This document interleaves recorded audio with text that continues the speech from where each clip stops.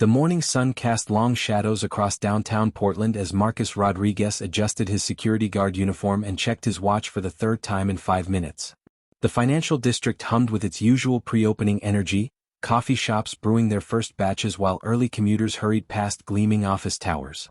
Marcus had worked this beat for 7 years, and nothing ever happened beyond the occasional homeless person seeking shelter or teenagers spray painting walls. He radioed his partner Jake Thompson, who was stationed 3 blocks north near the courthouse. "All quiet on the Western Front," Marcus said with a chuckle, using their running joke from old war movies. Jake's response crackled through the static. "Same here, brother. Just another boring Tuesday in paradise."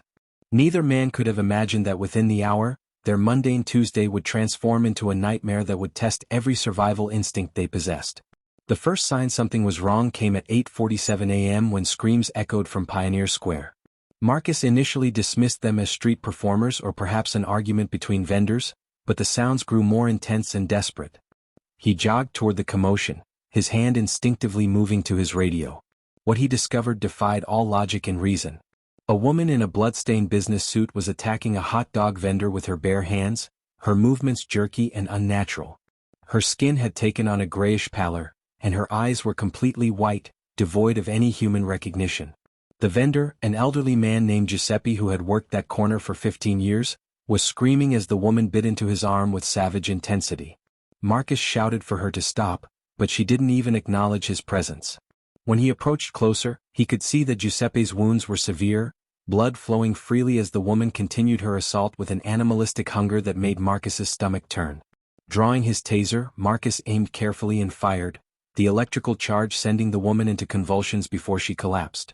Giuseppe was barely conscious, his arm mangled and bleeding profusely. Marcus immediately called for emergency medical assistance while applying pressure to the wounds with his jacket. "Stay with me, Giuseppe," he urged, but the older man's eyes were already glazing over. Within minutes, paramedics arrived along with police officers, including Detective Lisa Martinez, who had been investigating a series of strange incidents reported throughout the morning. As they loaded Giuseppe into the ambulance, Detective Martinez questioned Marcus about what he had witnessed. Her expression grew increasingly troubled as he described the woman's appearance and behavior. "This is the 7th similar attack reported in the last 2 hours, she revealed, her voice tight with concern. "All the perpetrators showed the same symptoms you described and all the victims." She paused, checking her notes. "All the victims died within 30 minutes of being attacked." The radio chatter intensified as more reports flooded in from across the city. Jake's voice came through Marcus's radio, strained and urgent. "Marcus, you need to get down here now. We've got multiple incidents at the courthouse and these people, they're not acting human." Detective Martinez grabbed her radio and coordinated with dispatch, trying to establish a pattern or central location for the attacks. The woman who had attacked Giuseppe began stirring on the stretcher, despite the taser's effects and the restraints the paramedics had applied. Her movements were sluggish but persistent, and she made low groaning sounds that sent chills down Marcus's spine. One of the paramedics, a veteran named Robert Chin, had never seen anything like it in his 20-year career. "Her vital signs are all wrong," he reported to Detective Martinez.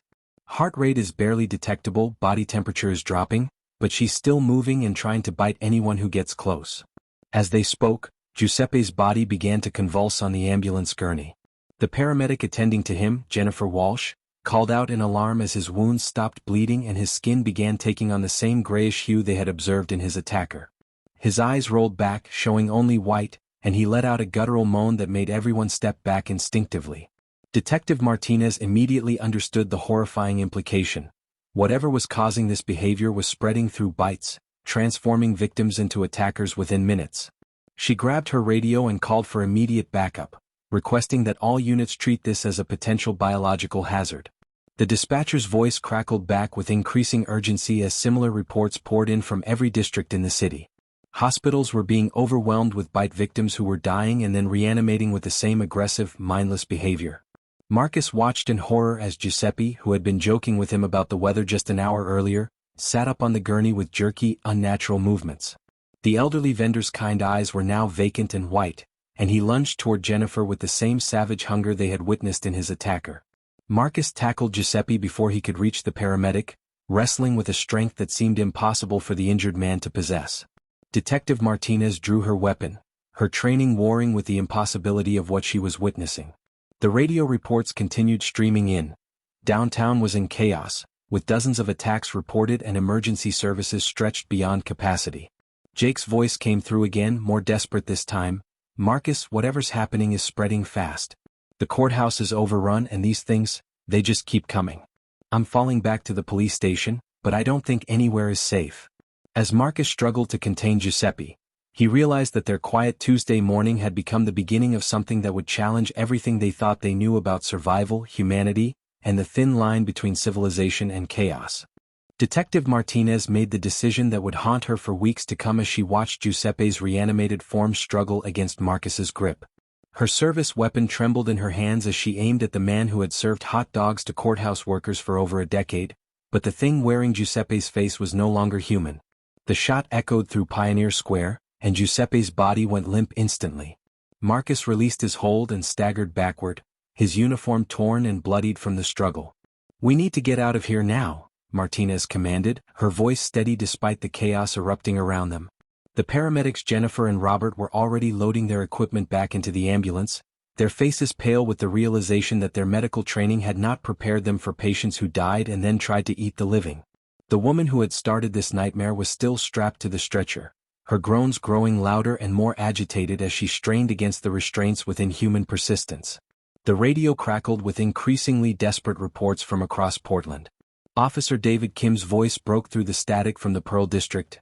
"We've got a situation at the shopping center. Multiple casualties, and the attackers are not responding to verbal commands or non-lethal force. Requesting immediate backup and medical assistance." His transmission was cut short by screaming and what sounded like gunfire. Detective Martinez tried to raise him again, but only silence answered her calls. Marcus grabbed his own radio and attempted to contact Jake at the courthouse, but the response he received chilled him to the bone. Jake's voice was barely a whisper. "They're everywhere, Marcus. The whole building is compromised. I'm barricaded in the evidence room with 3 other officers, but we can hear them in the hallways. They're trying to break down doors and there are so many of them." The sound of splintering wood came through the transmission before it went dead. Jennifer Walsh, the paramedic, had been monitoring emergency frequencies and turned to the group with devastating news. "Every hospital in the metro area is reporting the same pattern," she said, her voice shaking. "Bite victims are dying within minutes and then attacking medical staff. Oregon Health and Science University just went into complete lockdown after their emergency room was overrun." Robert added that their dispatcher had stopped responding to calls 20 minutes ago, and ambulance crews throughout the city were either not responding or reporting that they were under attack. The infrastructure that had always been their safety net was crumbling in real time, leaving them isolated in a city that was rapidly descending into madness. Marcus realized that the woman on the stretcher represented more than just one infected individual. She was evidence of how quickly their entire world could collapse. The sound of breaking glass drew their attention to the Starbucks across the street, where a man in a business suit was smashing through the front window with his bare hands, seemingly oblivious to the deep cuts covering his arms. His movements were the same jerky, unnatural gait they had observed in the other attackers, and his white eyes scanned the area with predatory intent. Behind him, 2 more figures emerged from the coffee shop, both showing the telltale signs of infection. Detective Martinez counted at least 6 people running down the street in panic, but she could see more of the infected emerging from buildings and alleyways, drawn by the sounds of chaos. "We need weapons and we need shelter," she announced, taking charge of their small group. "The police station is 12 blocks away, but if Jake's report from the courthouse is accurate, it might already be compromised." Marcus suggested they try to reach his apartment building, which had a secure entrance and was only 4 blocks north, but Robert pointed out that they had no way of knowing if the building's residents were safe or infected. The decision was made for them when the woman on the stretcher finally broke free from her restraints with a violent thrashing motion that bent the metal clips. Jennifer screamed as the infected woman lunged toward her, but Marcus was ready this time. He grabbed a tire iron from the ambulance and struck the attacker across the head with enough force to drop her permanently. The impact made a sickening sound that none of them would forget, but there was no time for reflection as more infected individuals began converging on their location, drawn by the noise and commotion. Detective Martinez took point as they moved away from the ambulance, her weapon drawn and ready. She had 17 rounds in her service pistol and 2 spare magazines, but she was already calculating how quickly that ammunition would disappear if they encountered large groups of infected. Robert and Jennifer grabbed medical supplies from the ambulance, including morphine and antibiotics, reasoning that any survivors they encountered might need immediate medical attention. As they moved through the financial district, the scope of the disaster became increasingly apparent. Cars sat abandoned in the middle of intersections, their doors hanging open as if the occupants had fled in panic. Store windows were shattered, and they could see bodies lying motionless on sidewalks, though whether they were dead or simply waiting to reanimate was impossible to determine from a distance. The infected seemed to be drawn to movement and sound, shambling toward any sign of life with relentless determination. Marcus noticed that they moved in loose groups as if following some primitive pack instinct, and their numbers were growing steadily as more victims succumbed to the infection and joined their ranks. The morning sun that had seemed so pleasant just hours earlier now felt oppressive and surreal, illuminating a city that had transformed into something from humanity's darkest nightmares. A child's scream from a nearby apartment building stopped them in their tracks. Detective Martinez looked up at the third-floor window where a young boy, perhaps 8 years old, was pressed against the glass, his mouth open in terror. Behind him, they could see adult figures moving with the characteristic jerky motions of the infected. "We have to help him," Jennifer said immediately, her medical training overriding her fear. But before anyone could respond, the boy disappeared from the window, pulled back into the darkness of the apartment. The group stood frozen for a moment, the weight of their helplessness crushing down on them. They were 4 people with limited weapons and supplies, facing an enemy that seemed to multiply with every passing minute.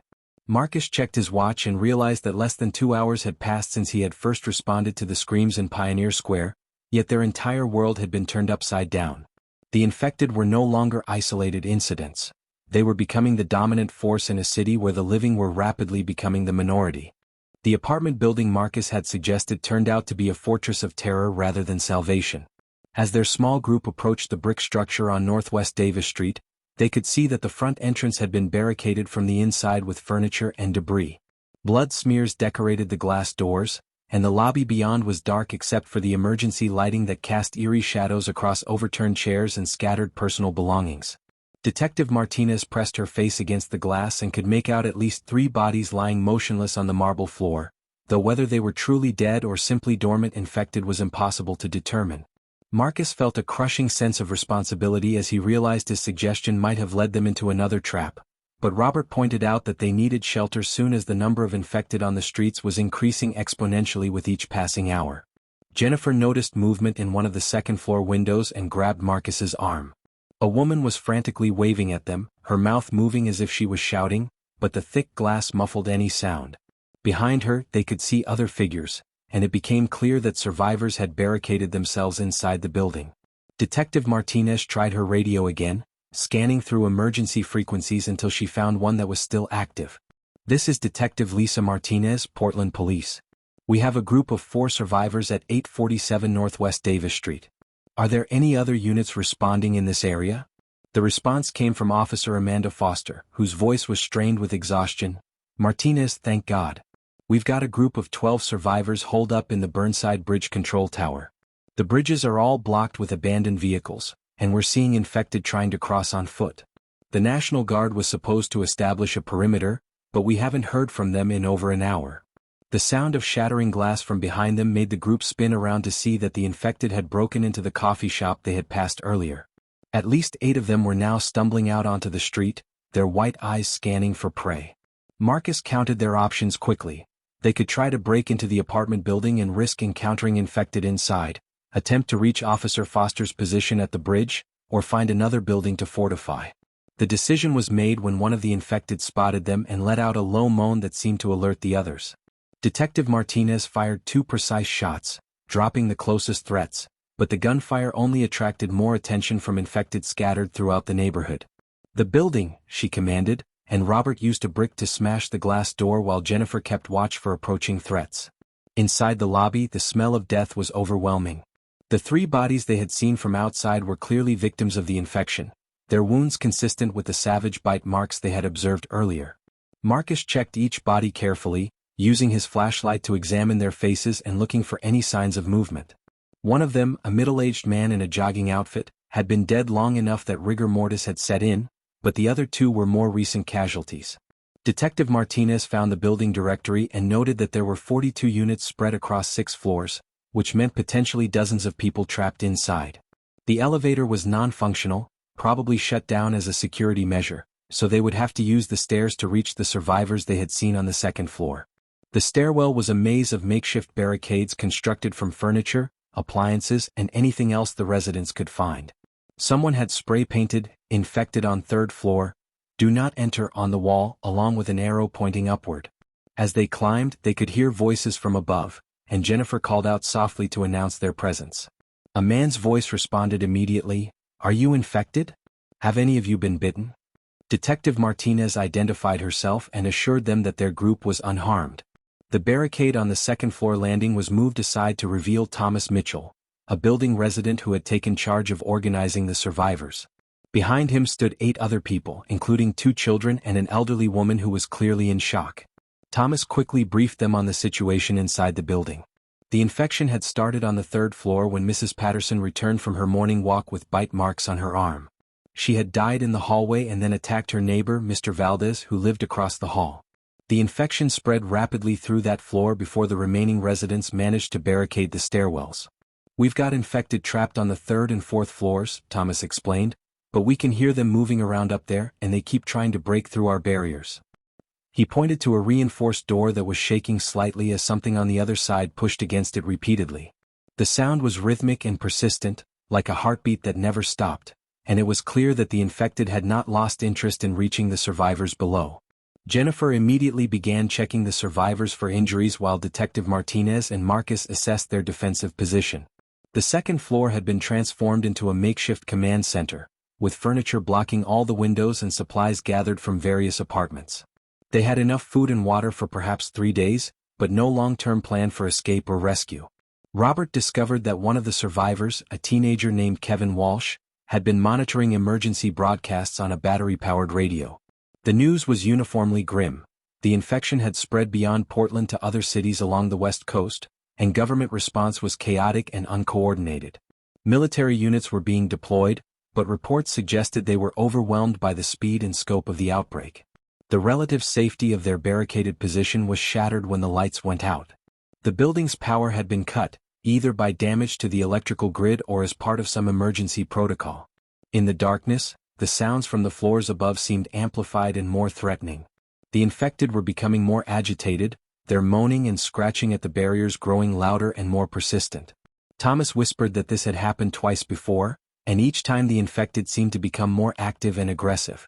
Detective Martinez realized that they were not just hiding from individual infected people. They were trapped in a building with dozens of them, separated only by makeshift barriers that might not hold indefinitely. The apartment building that had seemed like salvation was rapidly becoming a tomb, and their small group of survivors would need to make critical decisions about whether to stay and fortify their position or risk everything in an attempt to escape into the chaos of the infected city outside. The darkness brought with it a symphony of horror that tested every nerve in the survivors' bodies. Without the building's ventilation system running, the air grew thick and stale, carrying the putrid smell of decay from the floors above. Detective Martinez used her flashlight sparingly, knowing that their battery supply was limited, but the brief illumination revealed faces etched with terror and exhaustion. Thomas Mitchell had been awake for nearly 18 hours, coordinating the survivors' defense, and his hands shook as he checked the barricades for the 100th time. The infected on the upper floors had grown increasingly violent since the power failure, their attacks on the barriers becoming more coordinated and relentless. Kevin Walsh, monitoring the radio with headphones, suddenly grabbed Detective Martinez's arm with urgent news that would change everything. "The military is pulling back," Kevin whispered, his voice barely audible above the constant scratching and moaning from above. "They're establishing a quarantine zone around the entire metro area. No one gets in or out." The implications hit everyone simultaneously. There would be no rescue, no evacuation, and no outside help coming to save them. They were completely on their own in a city that was rapidly being consumed by the infected. Jennifer Walsh, who had been tending to Mrs. Henderson, an elderly survivor suffering from diabetes, looked up with desperation in her eyes. "She needs insulin and we don't have any. Without it, she'll go into diabetic shock within hours." The medical crisis added another layer of urgency to their already impossible situation, forcing them to consider whether they could risk a supply run to a nearby pharmacy or hospital. The decision was made for them when a tremendous crash echoed through the building, followed by the sound of splintering wood and triumphant moans. The infected had broken through one of the upper floor barricades and were now moving freely between the third and fourth floors. Marcus could hear their footsteps directly overhead, a shuffling parade of death that seemed to be growing larger by the minute. Thomas counted heads quickly and realized they had lost contact with the survivors who had been holding the fifth floor. The Johnsons and their 2 kids were up there, he said, his voice breaking. They had enough supplies for a week, but if the infected got through? He didn't need to finish the sentence. Everyone understood that their safe zone was shrinking rapidly, and soon they would be completely surrounded. Robert Chin had been studying the building's layout and proposed a desperate plan. The basement had a service tunnel that connected to the adjacent office building, originally designed for utility access but potentially offering an escape route. However, reaching the basement meant going down past the lobby where they had seen infected bodies, and there was no guarantee the tunnel would be clear or that the office building would be any safer. Detective Martinez weighed their options: stay and fight with limited ammunition and supplies, or risk everything on an escape attempt that could lead them directly into more danger. The sound of Mrs. Henderson's labored breathing reminded them that time was running out for multiple reasons. The infected above them had found the stairwell and were now testing the barriers on the second floor. The furniture barricade shuddered with each impact, and dust rained down from the ceiling as dozens of bodies pressed against the makeshift wall. Jennifer noticed that the attacks were becoming more systematic, as if the infected were learning from their failures and adapting their approach. "They're not just mindless," she observed with growing horror. "They're problem-solving." This revelation sent chills through the group as they realized their enemy was more dangerous than they had initially believed. The infected retained enough cognitive function to overcome obstacles, which meant no barrier would hold them indefinitely. Kevin's radio crackled with a new transmission that offered a glimmer of hope. A group of survivors had established a secure position at the Portland International Airport, and they were attempting to coordinate with other survivor groups throughout the city. The airport's location and infrastructure made it defensible, and they had access to fuel and potentially aircraft for evacuation. However, the airport was 15 miles away through infected-controlled territory, and they would need vehicles and weapons to have any chance of reaching it alive. Detective Martinez made contact with the airport group and learned that they were planning a coordinated breakout at dawn, when the infected seemed to be less active. Multiple survivor groups would attempt to reach the airport simultaneously, hoping to overwhelm any infected forces through sheer numbers and coordination. The plan required them to leave the building within the next 2 hours, but first they had to deal with the immediate threat of the infected breaking through their defenses. Marcus and Thomas worked together to reinforce the stairwell barricade while Detective Martinez distributed the remaining ammunition among those who could handle firearms. They had enough bullets for perhaps one sustained firefight, after which they would be reduced to improvised weapons and hand-to-hand combat. Robert gathered medical supplies and anything that could be used as weapons, including kitchen knives, tools, and even heavy objects that could serve as clubs. The children were given specific instructions to stay close to the adults and follow orders without question, no matter how frightening things became. Mrs. Henderson's condition deteriorated rapidly as her blood sugar levels spiked without insulin. Jennifer did everything she could with the limited medical supplies available, but it was clear that the elderly woman was dying. In a moment of heartbreaking clarity, Mrs. Henderson grabbed Jennifer's hand and whispered, "Don't let me become one of them." The request hung in the air like a death sentence, forcing the survivors to confront the possibility that they might have to make impossible choices about their own people. Detective Martinez quietly checked her service weapon, knowing that she might need to use it not just on the infected, but potentially on someone who had been their ally just hours before. The apartment building that had offered temporary sanctuary was becoming a pressure cooker of fear, desperation, and moral dilemmas that would test the very essence of their humanity as the infected continued their relentless assault on the barriers that separated the living from the dead. The barricade finally gave way at 3:47 a.m. with a thunderous crash that sent furniture flying across the second-floor landing. Detective Martinez had been dozing fitfully when the sound jolted her awake, and she immediately saw the pale, grasping hands of the infected reaching through the gap in their defenses. Thomas Mitchell was already firing his hunting rifle into the mass of bodies, but for every infected he dropped, 2 more seemed to take their place. The narrow stairwell worked in their favor initially, creating a bottleneck that prevented the infected from overwhelming them completely, but Martinez could see that their ammunition wouldn't last long against the seemingly endless stream of attackers. Marcus grabbed a crowbar and positioned himself beside Thomas, striking down any infected that made it past the gunfire, while Robert shepherded the children toward the emergency exit they had prepared. Mrs. Henderson had passed away 20 minutes earlier, and Jennifer had fulfilled the elderly woman's final request with a heavy heart and a pillow held gently over her face. The moral weight of that action would haunt Jennifer for the rest of her life, but there had been no choice. They couldn't risk her reanimating and attacking the group from within. Kevin Walsh had maintained radio contact with the airport survivors and received confirmation that multiple groups were beginning their breakout attempts across the city. The coordination was imperfect, but the hope was that simultaneous movements would divide the infected's attention and give each group a better chance of survival. Detective Martinez made the call that would determine their fate. They would attempt to reach the basement service tunnel immediately, before the infected could completely overrun their position. The descent to the basement was a nightmare of shadows and terror. Marcus led the way with his flashlight, while Detective Martinez covered their rear as the infected poured down the stairwell behind them. The lobby was worse than they had feared. At least a dozen infected had gathered there, drawn by the sounds of combat from above. Some were recent victims who still wore the clothes they had died in, while others showed signs of advanced decay that suggested they had been infected since the early hours of the outbreak. Jennifer clutched the two children close to her as they moved through the carnage, stepping over bodies and trying not to think about the fact that each corpse had once been someone's family member, friend, or neighbor. The basement service tunnel was a concrete corridor barely wide enough for two people to walk side by side. Robert had found the entrance behind a maintenance door, and the tunnel stretched into darkness toward the adjacent office building. The air was stale and filled with the sound of dripping water, but it was mercifully free of infected.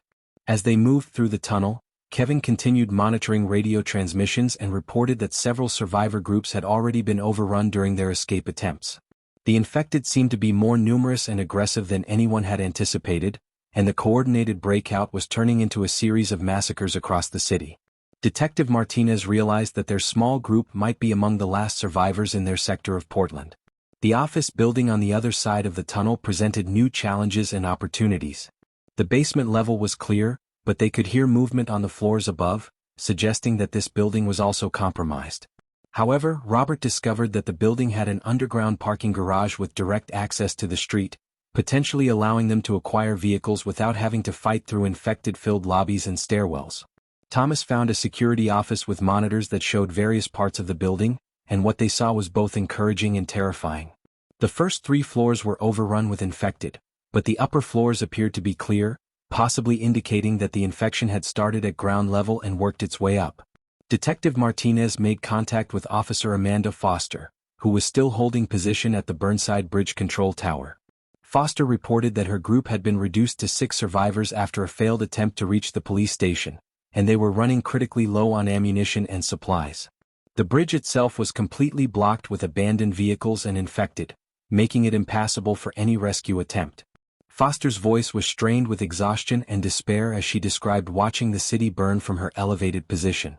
Fires had broken out in multiple districts, either from accidents or deliberate attempts by survivors to create barriers against the infected, and emergency services were completely non-functional. The parking garage offered them access to several vehicles, but most had been abandoned with their keys missing. Marcus used his security training to hotwire a large SUV while Jennifer and Robert gathered supplies from other vehicles and the building's emergency stockpiles.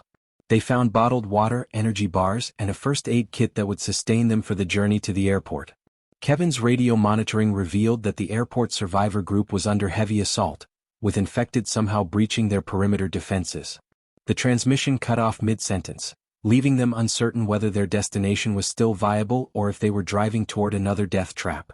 As they prepared to leave the parking garage, Thomas made a decision that surprised everyone. He announced that he was staying behind to help any other survivors who might find their way to the building. "Someone needs to maintain a safe house," he explained, "and I know this building better than anyone."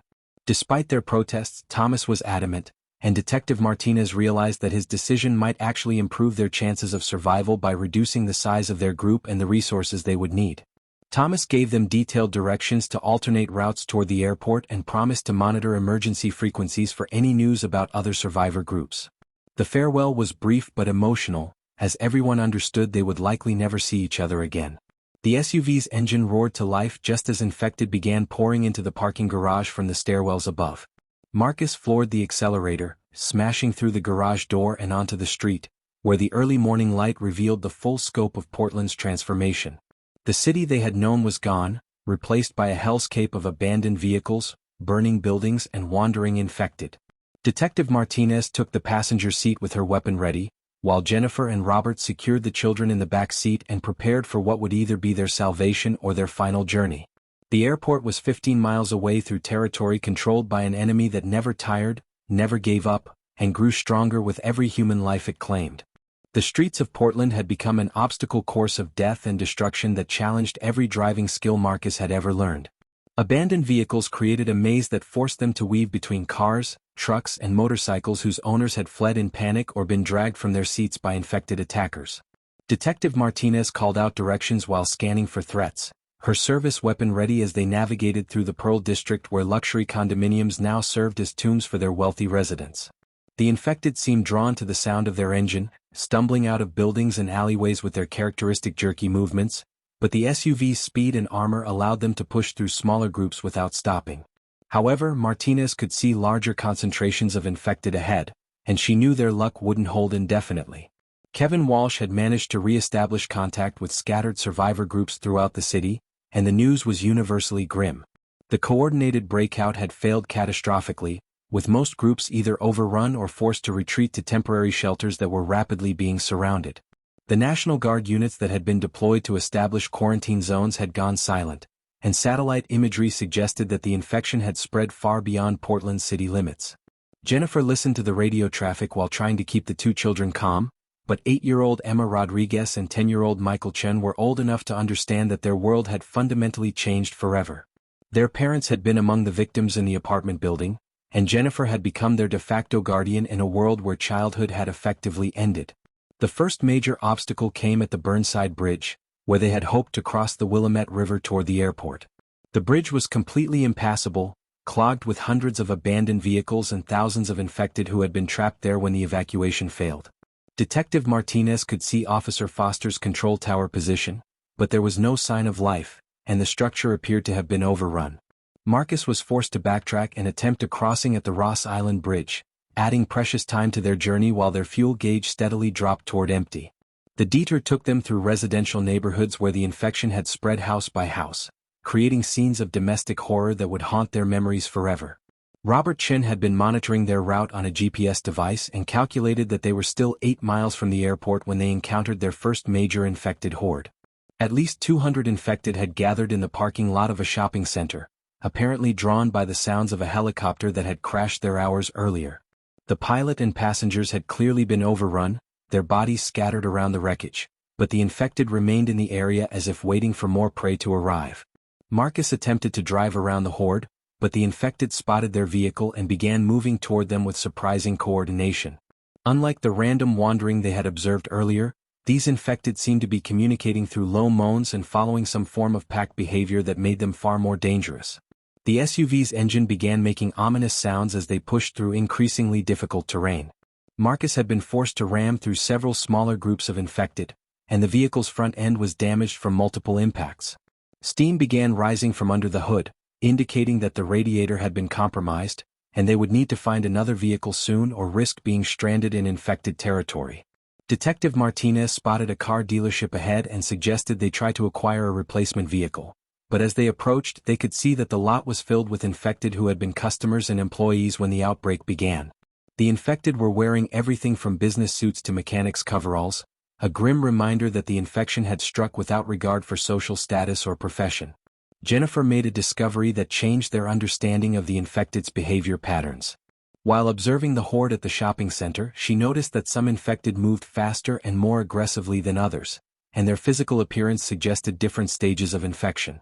The recently infected retained more human-like movements and seemed capable of simple problem-solving, while those who had been infected longer showed advanced decay but appeared to be stronger and more resilient to damage.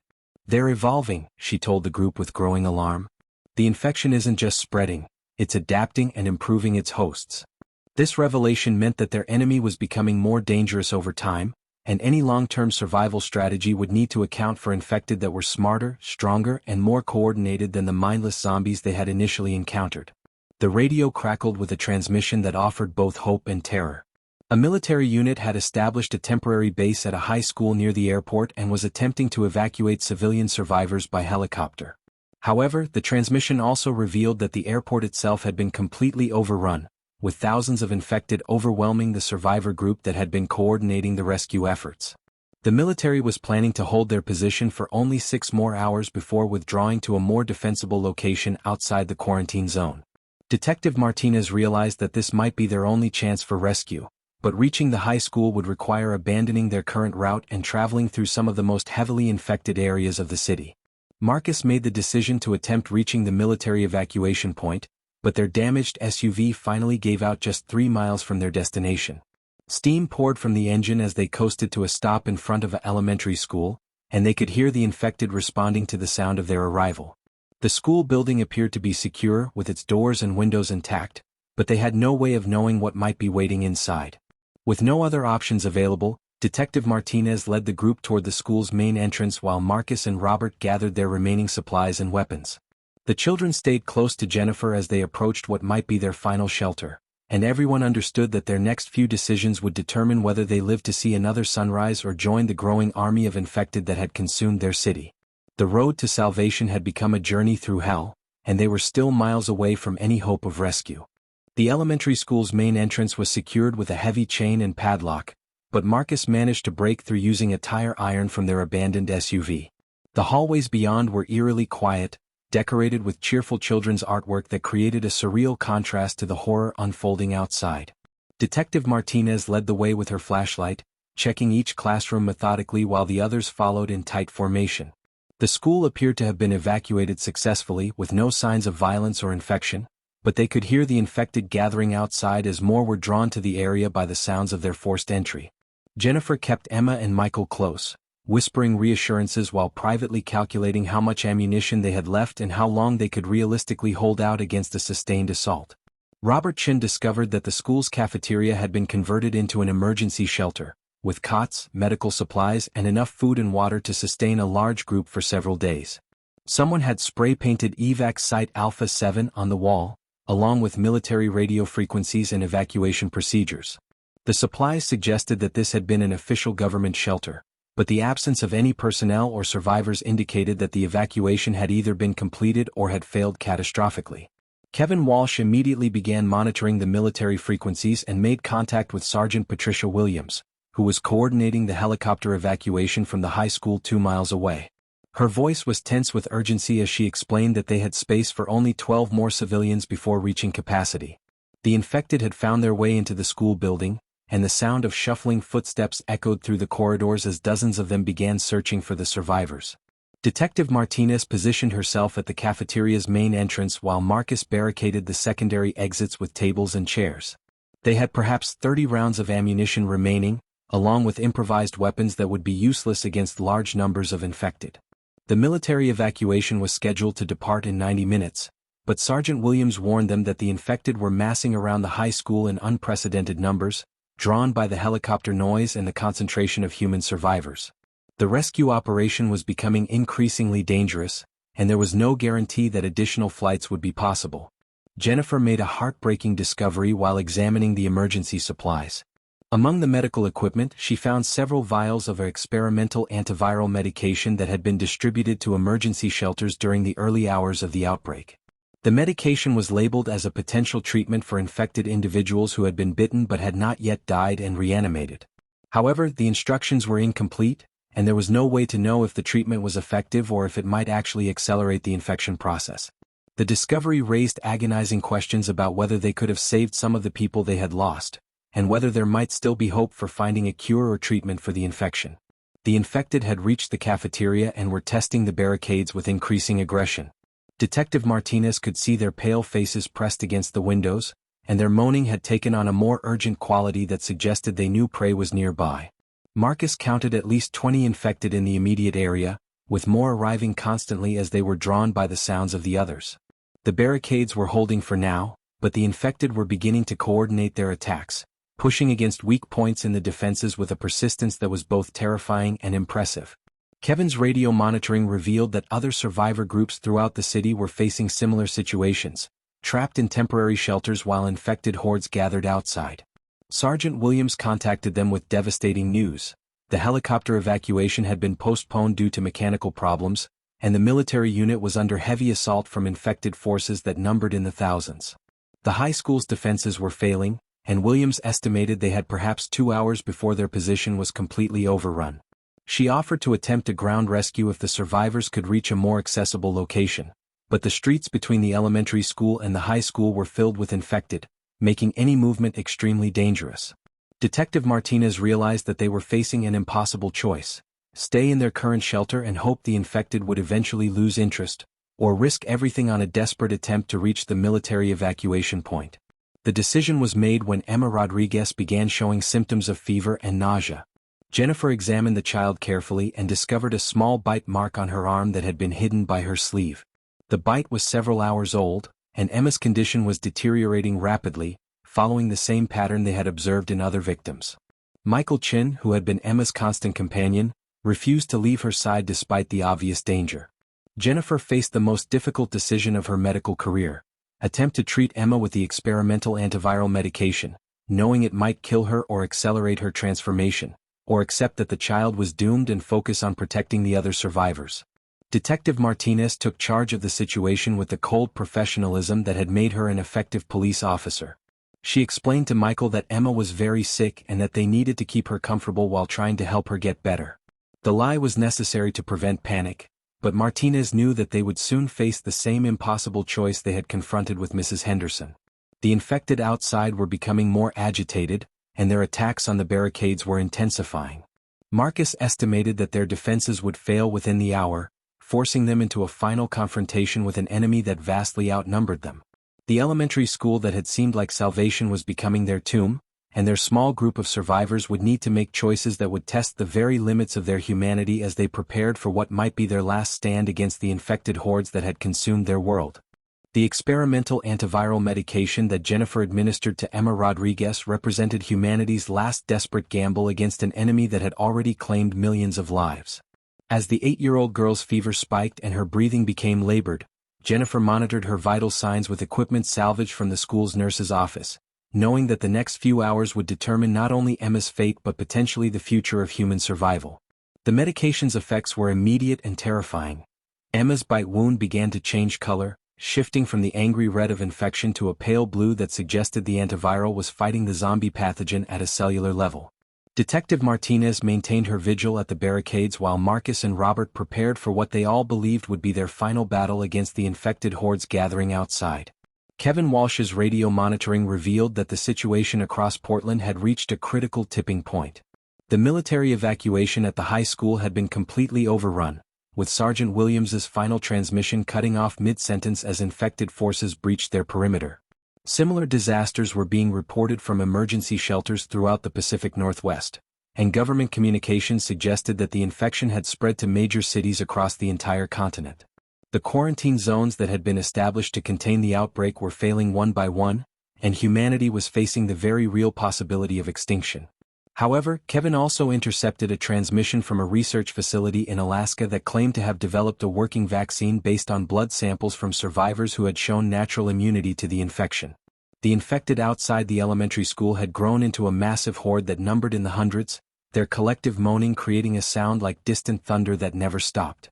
Detective Martinez could see them through the windows, pressed against the glass in layers that were 3 or 4 deep, their white eyes reflecting the emergency lighting like stars in a nightmare sky. The barricades were beginning to fail under the constant pressure, and she knew they had perhaps 30 minutes before the infected would break through.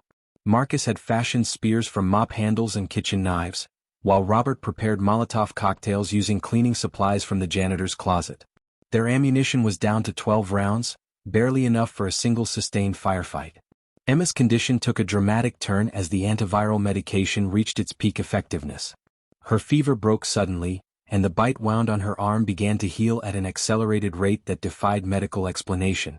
More importantly, her blood tests showed that she was developing antibodies against the zombie pathogen, suggesting that the experimental treatment had not only saved her life but potentially made her immune to future infection. Jennifer realized that Emma's blood could be the key to developing a cure or vaccine, but they would need to reach a proper medical facility to synthesize and mass-produce the treatment.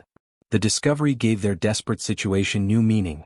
They were no longer just fighting for their own survival, but potentially for the future of the human race.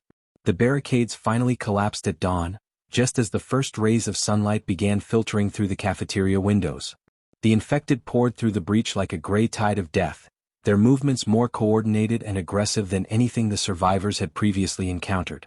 Detective Martinez emptied her remaining ammunition into the leading edge of the assault, dropping 6 infected before being forced to fall back to their secondary defensive position. Marcus and Robert fought with improvised weapons, their Molotov cocktails creating temporary barriers of flame that slowed but did not stop the infected advance. The battle was brutal and desperate, with each survivor knowing that a single mistake would mean death and transformation into the very enemy they were fighting. Michael Chun proved to be unexpectedly resourceful during the final assault, using his small size to move through areas the adults couldn't access and providing crucial intelligence about infected movements. When a group of infected flanked their position through the school's kitchen, Michael's warning allowed Detective Martinez to reposition and prevent their defensive line from being completely overrun. Jennifer fought with the fierce determination of someone protecting not just her own life but the potential cure for humanity's greatest threat. Emma, still weak from her ordeal but no longer infected, stayed close to Jennifer and provided moral support that kept the group fighting even when their situation seemed hopeless. The tide of battle turned when Robert discovered that the infected were vulnerable to the school's fire suppression system. The high-pressure water jets disrupted their coordination and knocked many of them off their feet, creating opportunities for the survivors to strike with their improvised weapons. More importantly, the water seemed to wash away some kind of pheromone or chemical signal that the infected used to coordinate their attacks, causing them to revert to more random, individual behavior. Detective Martinez realized that this discovery could be crucial intelligence for other survivor groups, if any still existed to receive the information. As the sun rose fully over Portland, the surviving members of their group found themselves standing among dozens of destroyed infected, their makeshift weapons broken and their bodies exhausted from hours of continuous combat. Emma's miraculous recovery had proven that the infection could be defeated, but the cost had been enormous. Kevin's radio finally crackled with a transmission from the Alaskan Research Facility, confirming that they were still operational and desperately seeking survivors with immunity or successful treatment cases. Detective Martinez made the decision that would define the rest of their lives. They would attempt to reach Alaska, carrying with them not just their own hopes for survival but potentially the cure that could save what remained of humanity. The elementary school that had been their final battleground became a symbol of human resilience and determination. As they prepared to leave Portland behind and begin the long journey north, Detective Martinez looked back at the city that had been their home and saw not just destruction and death, but proof that humans could adapt, survive, and fight back against even the most impossible odds. Emma Rodriguez, the 8-year-old girl who had faced death and emerged immune, represented hope for a future where children could once again play in schools without fear of the infected. Their story was far from over, but they had survived the first wave of humanity's greatest test, and they carried with them the knowledge and determination needed to ensure that the human race would endure, no matter what horrors the infected world might still hold in store for them.